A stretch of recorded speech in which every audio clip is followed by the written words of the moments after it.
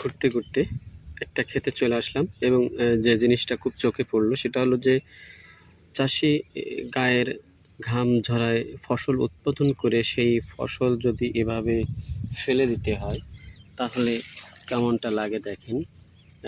অসংখ্য পটল কিন্তু পেকে গেছে এবং সেগুলো গাছ থেকে উঠায় ফেলে দিতে হচ্ছে। কারণ হলো যে পটলের দাম নাই, ২ টাকা ৩ টাকা পাইকারি কেজি এবং ৫ টাকা ৬ টাকা খুচরা বিক্রি হচ্ছে। সেখানে এই চাষির এই ফসল গাছে রেখে কোনো লাভ নাই, সেই জন্য চাষি উঠায় এগুলো ফেলে দিয়েছে।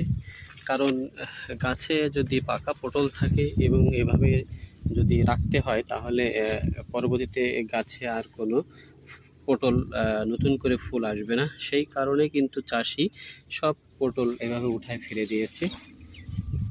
আমাদের চাষিদের দুঃখ কষ্ট দেখার কেউ নাই, কারণ তাদের কোনো সংগঠন নাই, তাদের কোনো শক্তি নাই, তারা একক এবং একাকীভাবেই ফসল উৎপাদন করে তাদের ফসল এভাবে নষ্ট করে।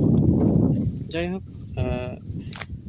বলার কিছু নাই, এটা দেখানোর উদ্দেশ্য হলো যে চাষি কত কষ্ট করে ঘাম ঝরায় ফসল উৎপাদন করে সেই ফসল কীভাবে নষ্ট করতে হয়।